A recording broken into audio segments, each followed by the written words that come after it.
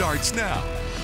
Good evening and thanks for joining us tonight. I'm Karen Lair. Tonight's big story, hemp could soon be legal in Idaho. A bill for the legislature already has support from the Farm Bureau, one of the biggest lobbyists in the state.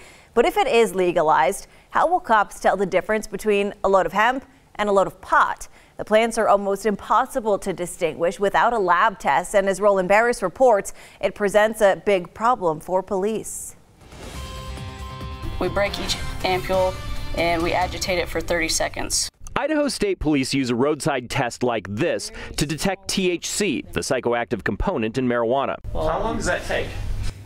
About a minute. The test usually follows a visual and olfactory inspection by an officer. It's a strong odor. Over time and training and experience, it's something you're very familiar with. But the test cannot tell the difference between hemp and marijuana. And neither can the cops. Can you tell by scent, or can a dog tell by scent, the difference between hemp or marijuana? Just by smelling, no. It all smells like marijuana. So if hemp is legalized, Idaho will have to get a new test.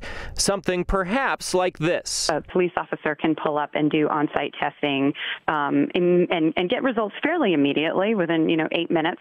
This spectrometer from Orange Photonics is not cheap, $16,000. It uses light to determine chemical makeup within 0.03% tolerance.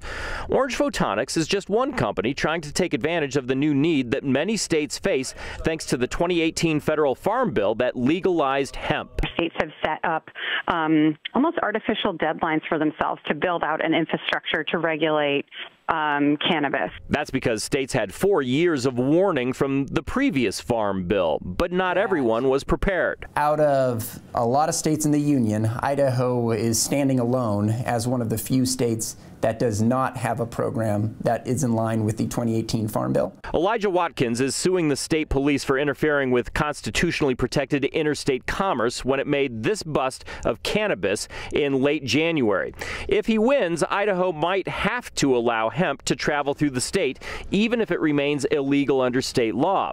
One option then might be to put a lock on hemp trucks as they travel through the state. State authorities would basically tag a truck when it came into one end of the state, and they would make sure that it got out on the other end of the state with the same amount of shipment.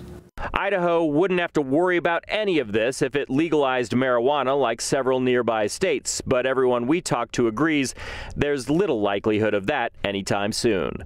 Roland Barris, 6 on your side. So if Idaho is forced to allow hemp through our state, there's another complication. How do you make sure there's no actual marijuana hidden inside each shipment? Well, according to Orange Photonics, the only way to do that would be to test each bag.